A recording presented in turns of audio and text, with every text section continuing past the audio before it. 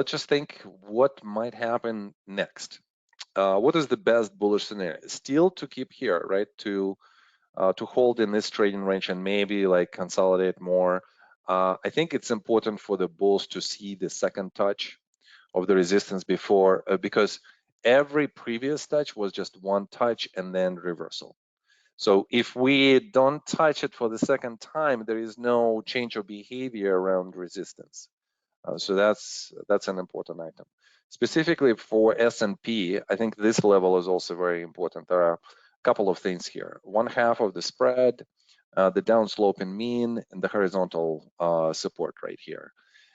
So could we go down and then have some kind of retrace back into the value zone, and then a higher test, and then continuation, and then obviously the break. So this would be a confirmation.